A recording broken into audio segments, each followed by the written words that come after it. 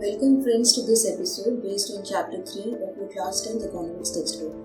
The title of the chapter is Money and Credit.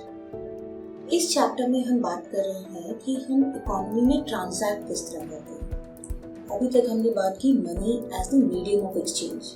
Barter exchange जो traditional societies में होता था, modern societies में we use money as physical form of medium of exchange.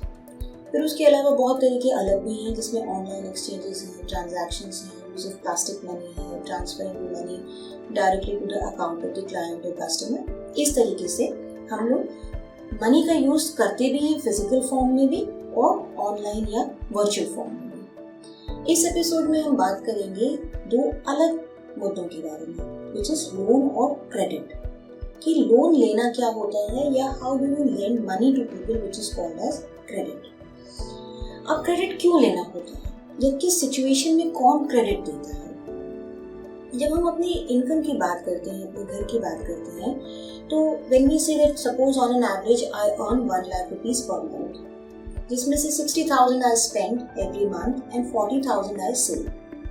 अब ये 40,000 rupees में जाकर बैंक में डिपॉजिट कर देती हूँ एवरी मंथ। जब मैं every month I am spending और some money and saving some money in the bank, similarly all other people in the economy are doing the same thing, different percentage या ratio पे सब करते हैं। तो सब लोग अपनी सेविंग्स जाकर बैंक में डिपॉजिट करते हैं। बैंक्स में एक बहुत बड़ा कॉर्पस बन जाता है, बहुत बड़ा मनी बन जाता है, एक वॉल्यूम उनके पास होता है।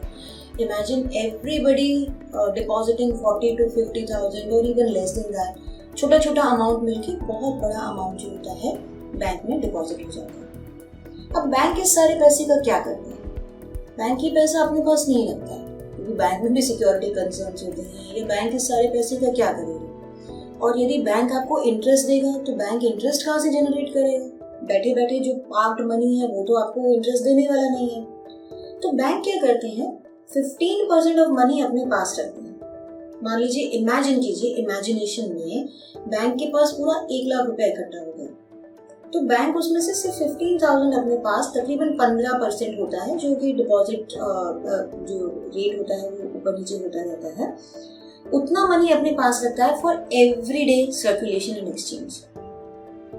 और जो बचा हुआ पैसा होता है 80 से 85% वो लोन्स पे देता है और उन लोन्स को वो एक टर्म्स और कंडीशन पे देता है जिससे कि वो इनकम जनरेट करते हैं और उस इनकम से जो वो होता है आपका इंटरेस्ट पे करते हैं। अदरवाइज बैंक्स के पास इनकम कहाँ से आएगी? तो आप समझते हैं कि क्या होता है, किस तरीके से क्रेडिट या इनकम जनरेट करती है आगे लोगों के लिए इंटरेस्ट देने के लिए। अब 15% क्यों अपने पास रहता है बैंक्स? मान लीजिए किसी बैंक के 10,000 कस्टमर्स हैं। अब ये 10,000 कस्टमर्स जो है ओवर द ईयर्स अपना पैसा, अपनी सेविंग्स इस बैंक में डिपॉजिट करके रखते हैं।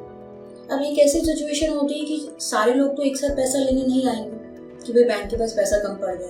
कुछ सिचुएशंस हो भी जाती हैं। जैसे आप देखिए, कभी कभी आप जब ATM पे जाते हैं अपने पेरेंट्स के साथ या बड़े भाई बहनों के साथ, तो कभी कभी एक मैसेज डिस्प्ले होता है रनिंग आउट ऑफ कैश या नो कैश, ऐसे करके वो लगा के रखते हैं।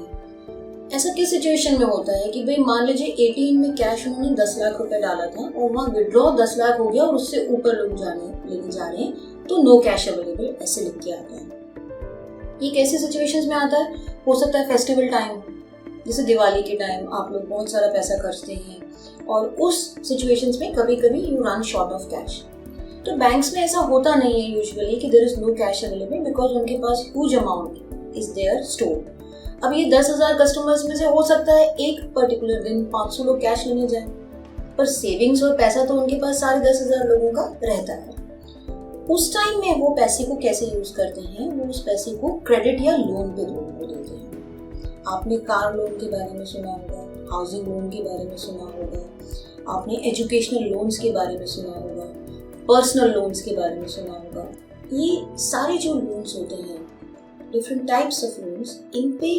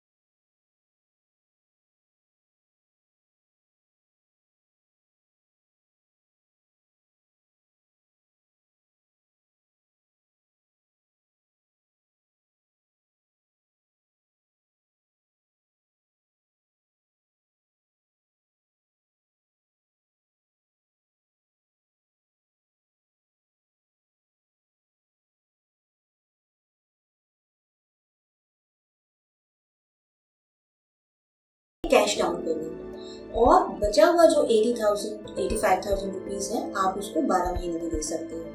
तो रफली 12 7 84, तो आप 7,000 रुपये महीने आप ऐसे देके उस 85,000 रुपीज को चुका सकते हैं। इसको कहते हैं EMI। आप इंस्टॉलमेंट दे देकर उस चीज को खरीद रहे हैं। कई इंस्टॉलमेंट्स जो होती है वो 0% इंटरेस्ट पे होती है कि आप उसमें इंटरेस्ट कोई नहीं दे रहे हैं, बट आप पैसा धीरे धीरे करके चुका रहे हैं। तो कुछ एक्टिविटीज में आप देखिए कि किन चीजों पे आप EMI दे सकते हैं, या कौन सी ऐसी चीजें जो आप EMI पे ले सकते हैं। मोस्टली मोबाइल फोन्स जो हैं, जो महंगे मोबाइल फोन्स हैं, वो आप EMI पे लेते हैं कुछ कैश डाउन पेमेंट देके। किसी किसी सिचुएशन में तो वो कहते हैं 0 कैश डाउन, कि आपको कुछ देना ही नहीं है, आप सारा EMI पे ले सकते हैं। अभी लेना इतना आसान भी नहीं होता है कि आप जाके किसी को भी कह दें, कोई भी आइटम खरीद लिया और कहें मैं EMI चुकाऊंगा। उसके लिए आपको कुछ पेपर वर्क करना पड़ता है ताकि कंपनी इंश्योर करे कि आप ये दे सकते हैं कि नहीं। कुछ कंपनीज जो होती हैं वो आपसे PDC ले लेती हैं, पोस्ट डेटेड चेक्स, कि आप हर महीने का चेक एक काट कर दे दीजिए, वो कंपनी डिपॉजिट खुद कर लेंगी। कुछ कंपनीज आपके अकाउंट नंबर्स लेती हैं और ऑटोमेटिकली एक पर्टिकुलर डेट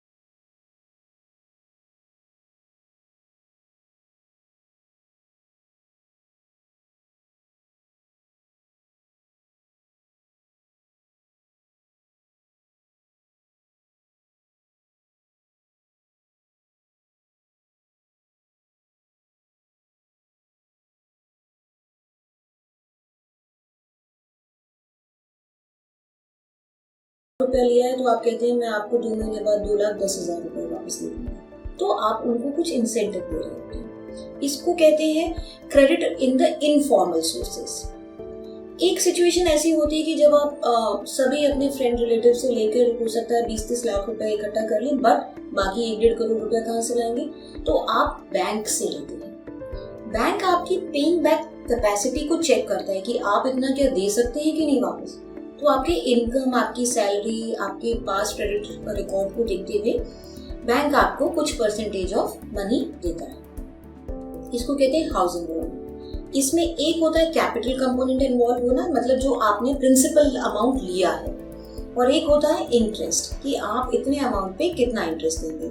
तो मान लीजिए 1 लाख रुपए पे आपका 7% इंटरेस्ट पर एनम है, तो आप 7,000 रुपए पर एनम वापस देते हैं बैंक को।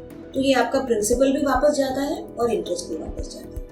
ये चीजें आगे चलकर और ज्यादा आपको समझनी पड़ेंगी, क्योंकि आप भी आगे जाके इकोनॉमी का एक हिस्सा बन पाओगे। आप भी इनकम जनरेट करोगे, आप भी एक्सपेंडिचर करोगे, और उसके बाद you will also try to buy certain things which are beyond the capacity. तो वहां पे आप लोन के कंपोनेंट को इन्वॉल्व करते हो। अब लोन जो है 2 कंडीशंस में लिया जा सकता है।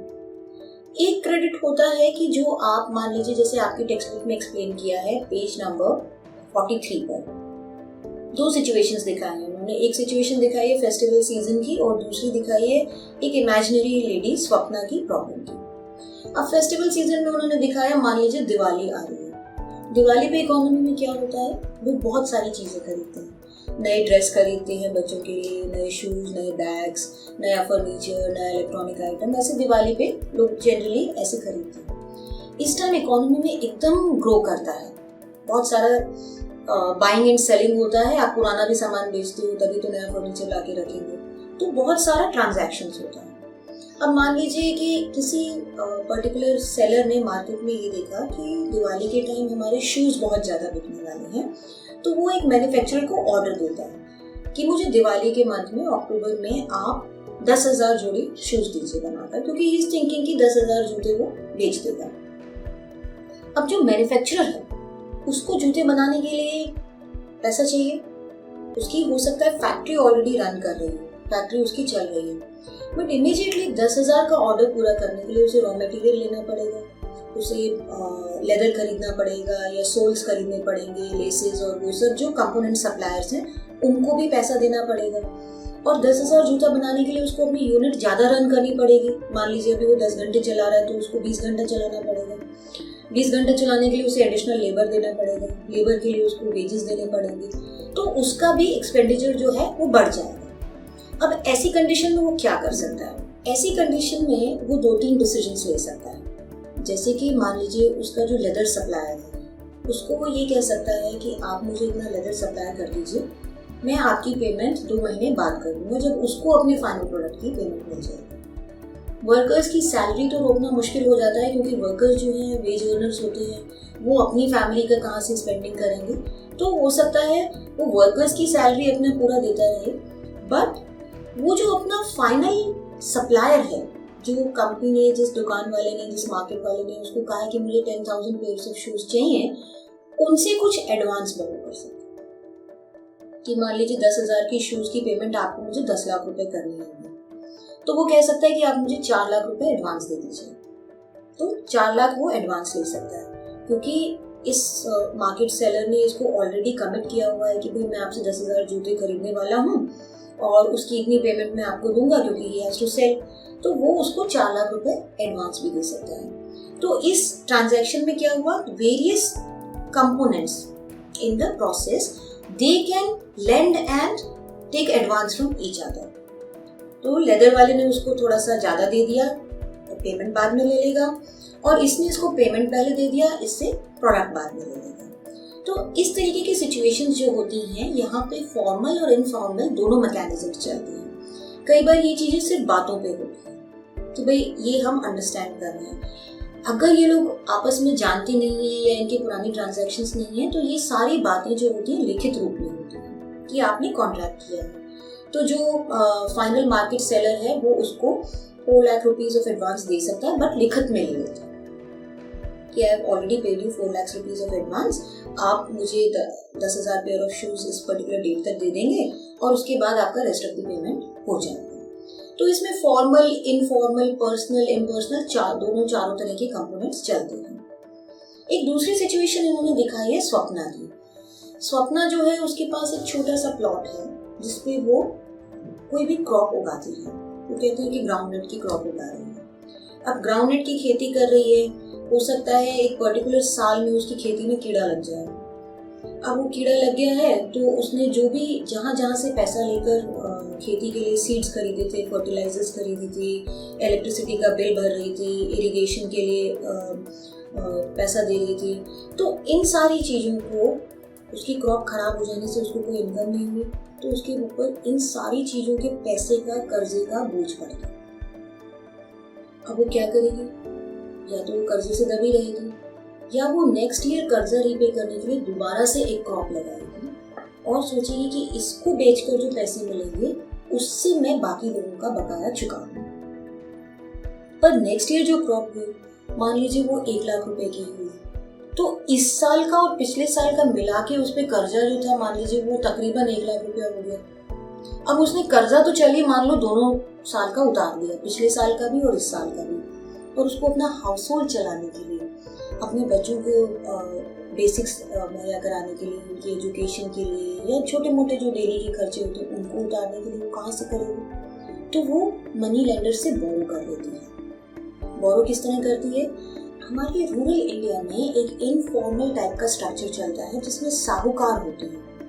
आपके गांव में कुछ लोग ऐसे होते हैं जो पैसा देते हैं, they are the lenders of the money, और गांव के लोग बोरो करते हैं। अब जैसे हमने स्वप्ना का केस देखा, उसने किसी साहूकार से पैसा लिया और उसको चुकाया भी। अब साहूकार प्रथा में क्या होता है कि there is no formal structure, उसमें कुछ ऐसे लिखा पढ़ी नहीं होती है फॉर्मल, बस क्योंकि गरीब होते हैं लोग, अनएजुकेटेड होते हैं, तो वो मोटा मोटा जो साहूकार समझा देता है उसी के समझने के हिसाब से चलते हैं। And such kind of situation sometimes lead to debt trap, यानी आप कर्जे के बोझ के तले दबे रहते हैं। आपको पता ही नहीं होता कि किस टर्म्स पे आपने लोन लिया है, कितना लिया है, उसका कितना चुकाना है। जो साहूकार होता है अनपढ़ लोगों से अंगूठा लगवा लेता है। ऐसा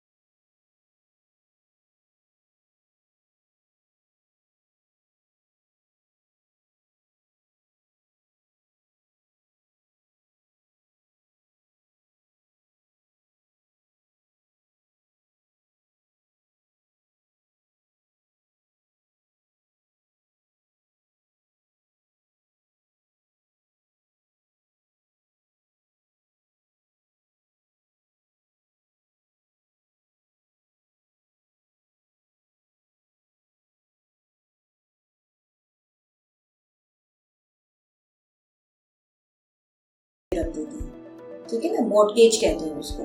और कई बार जो लोकल साहूकार होते हैं, आपने देखा होगा कि आपकी गोल्ड की चेन या आपका रिंग, कोई भी ऐसी चीज ले लेते हैं, उसके बदले आपको कुछ पैसा देते हैं। उनकी कंडीशन क्या होती है कि आप जब ये पैसा चुका देंगे तो आपका चेन आपको वापस दे देंगे। या बैंक्स में क्या होता है फॉर्मल स्ट्रक्चर में कि जब आप ये आपका पैसा चुका देंगे तो हम आपका घर वापस आपके नाम कर देंगे, और यदि आप नहीं चुका पाते तो वो गोल्ड चेन साहूकार की हो जाएगी, या ये मकान जो है बैंक का हो जाएगा। फिर बैंक उसको बेचकर उसमें से अपना पैसा रिकवर कर सकता है। इसको कहते हैं टर्म्स ऑफ क्रेडिट। अब आप ये फोटो जो आप ये ग्राफ देख रहे हैं अपने स्क्रीन पर, इस स्क्रीन में आप देखेंगे कि which are the sources of credit for rural households in India. Rural households इन जगहों से क्रेडिट लेते हैं। अब एक बहुत ही इंटरेस्टिंग सिचुएशन है, जो अर्बन लोग हैं, जो शहरों में रहते हैं, वो बैंक्स में से लोन ज़्यादा लेते हैं and other sources of credit जो है उनका कम होता है। हो सकता है किसी रिलेटिव से ले लें, किसी मनी लेंडर से ले लें, या किसी फाइनेंसर से ले लें। आजकल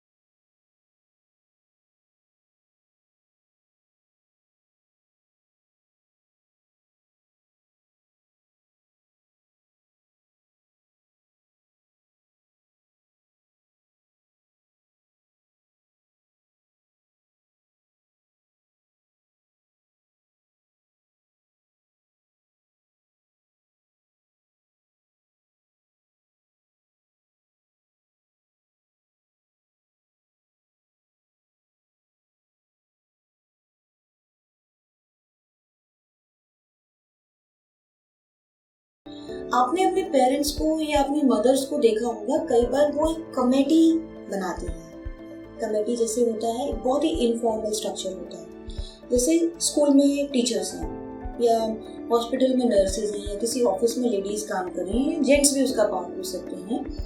वो लोग क्या करते हैं, अपनी सैलरी में से कुछ परसेंट एक ग्रुप में डालते हैं। जैसे मोस्टली ये 15 या 20 लोगों का ग्रुप होता है। आप अपनी सैलरी में से 1000 रुपए निकालकर एक ग्रुप में कमेटी डालते हैं। अब जैसे मान लीजिए कि मैंने 1000 डाला, 15 लोगों ने 1000 या 20 लोगों ने 1000 डाला, तो 15-20 हजार रुपए इकट्ठा हो गए। तो एक पर्टिकुलर मंथ में एक पर्टिकुलर इंडिविजुअल जो उस कमेटी का या ग्रुप का मेंबर है, वो उस पैसे को ले लेता है। जैसे कि या तो ये चिट पे निकलता है, या नाम के हिसाब से निकल जाता है, या वॉलंटरली लोग ले लेते हैं कि चलिए इस महीने ये 20,000 रुपये मैं ले रहा हूँ, या 15,000 रुपये मैं ले रहा हूँ। तो एक पर्टिकुलर टर्म के लिए नंबर ऑफ मेंबर्स क्या करते हैं, पैसा आपस में शेयर करते हैं, पूलिंग रिसोर्सेज करते हैं और उसको यूज करते हैं। इसमें एक ट्रस्ट लेवल बहुत इंपॉर्टेंट है। ऐसा नहीं है कि आप फर्स्ट मंथ 28,000 रुपीज ले लो और बाद में आप पे करना बंद कर दो। तो इसलिए ये इनफॉर्मल स्ट्रक्चर है, बट इसमें ट्रस्ट होना बहुत जरूरी है और आपकी कमिटमेंट टू द ग्रुप, आपकी इंटीग्रिटी बहुत इंपॉर्टेंट है। ये इनफॉर्मल स्ट्रक्चर बहुत तरीके से चलते हैं, ऑफिसेज में चलते हैं, लोग आपस में मोहल्लों में बना लेते हैं, लेडीज अपना ग्रुप बना लेती हैं। इसका एक बड़ा फॉर्म जो होता है वो सेल्फ हेल्प ग्रुप के हिसाब से होता है और वो थोड़ा फॉर्मल स्ट्रक्चर होता है। उसमें क्या होता है, मान लीजिए एक विलेज के या एक ब्लॉक की सारी लेडीज या फार्मर्स मिलके एक ग्रुप बनाते हैं और वो कमिट करते हैं कि इस ग्रुप में हम 100 रुपए महीना, कई जगह तो 1 रुपए से भी शुरू हुआ। आप सोचिए 1 रुपये तो बहुत कम होता है। तो 100 रुपए महीना या 200 रुपए महीना, जितना भी मीगर इनकम में से वो लोग निकाल सकते हैं, एक बड़ा पूल बना देते हैं और उस पूल में से वो लोग फर्टिलाइजर्स खरीदते हैं, सीड्स खरीदते हैं।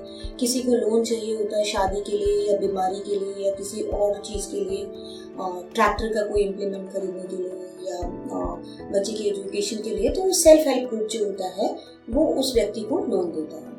कई जगह ये लोन बहुत ही कम इंटरेस्ट रेट पे होता है, कई जगह 0% इंटरेस्ट रेट पे होता है। जो सेल्फ हेल्प ग्रुप्स हैं उनका एक स्ट्रक्चर इमर्ज कर आता है। उसमें ट्रेजरर होता है, एक पर्सन होता है who is administrating all these and keeping accounts. आपको कई बार एक छोटा पासबुक भी दे देते हैं जिसमें आपकी एंट्री होती है। तो ये एक बैंकिंग का छोटा मिनिएचर फॉर्म है, बट कमिटीज का एक मैक्रो फॉर्म है। और इनका क्योंकि फॉर्मल स्ट्रक्चर्स होता है तो बैंक्स भी इनको कई बार लोन दे देते हैं कि फला कोऑपरेटिव को या सेल्फ हेल्प ग्रुप को हम लोन दे सकते हैं विदाउट एनी कोलैटरल, कि आपको कुछ एवज में नहीं रखना है और आपको इतना लाख रुपए लोन दे दिया जाएगा, जिससे आप बाकी ग्रुप के लोगों को जो 100, 200, 500 या कई बार हजारों में भी लोग इसमें एसोसिएटेड होते हैं, आप उसमें कर सकते हैं। तो सेल्फ हेल्प ग्रुप्स की विशेषता क्या होती है कि ये आपको इकोनॉमिक हेल्प तो करता ही है, उसके अलावा जो ये ग्रुप्स होते हैं ये ऐसे प्लेटफॉर्म्स बन जाते हैं जहाँ पर आप अपने अदर इश्यूज भी डिस्कस कर सकते हैं, जैसे एजुकेशन से रिलेटेड हुआ, हेल्थ से रिलेटेड हुआ, वुमेन एम्पावरमेंट हुआ, डोमेस्टिक वायलेंस हुआ। तो जो बाकी सोशल इश्यूज होते हैं which also influence the life and functioning of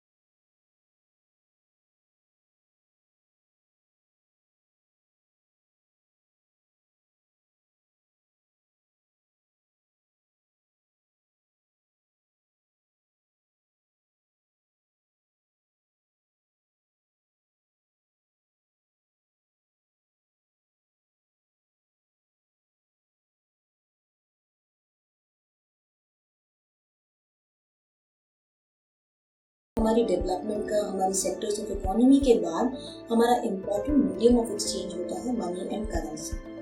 next chapter में हम पढ़ेंगे कि how we are getting integrated to the global economy. But अब जो हमने पढ़ा है उससे रिलेटेड एक्टिविटीज करो, उससे रिलेटेड फैक्ट्स और फिगर्स को कलेक्ट करने की कोशिश करो, न्यूज़ पढ़ो और अपने पेरेंट्स से डिस्कस करो। Learning economics will become very interesting for you. Thank you for watching this video.